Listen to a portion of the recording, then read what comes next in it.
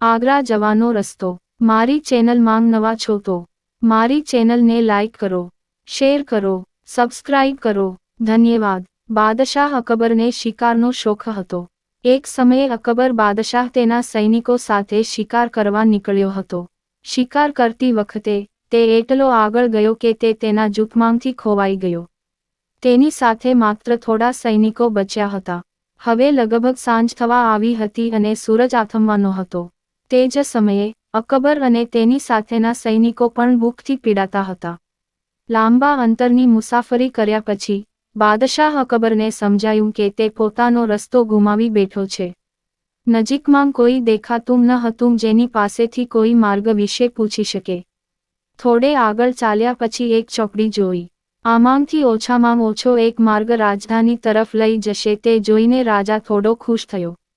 પરંતુ કયો રસ્તો અપનાવવો તે અંગે સૌ મૂંઝવણમાં હતા। ત્યારે સૈનિકોની નજર એક નાનકડા છોકરાને રસ્તાના કિનારે ઊભેલી જોવા મળી। છોકરો મહારાજના ઘોડાને અને સૈનિકોના શસ્ત્રોને ભારે આશ્ચર્યથી જોઈ રહ્યો હતો। સૈનિકોએ તે બાળકને પકડીને મહારાજા સમક્ષ રજૂ કર્યો। બાદશાહ અકબરે છોકરાને પૂછ્યું, હે છોકરા, આમાંથી કયો રસ્તો આગ્રા તરફ જાય છે? આ સાંભળીને બાળક જોર-જોરથી હસવા લાગ્યો। આ જોઈને રાજાને ખૂબ ગુસ્સો આવ્યો, પણ તેને શાંતિથી તેને તેના હાસ્યનું કારણ પૂછ્યું। છોકરાએ જવાબ આપ્યો, જો આ માર્ગ ન ચાલી શકે તો આગ્રા કેવી રીતે જશે? આગ્રા પહોંચવા માટે તમારે જાતે જ ચાલવું પડશે। એ છોકરાની બુદ્ધિ જોઈને રાજા આશ્ચર્યચકિત થઈ ગયો।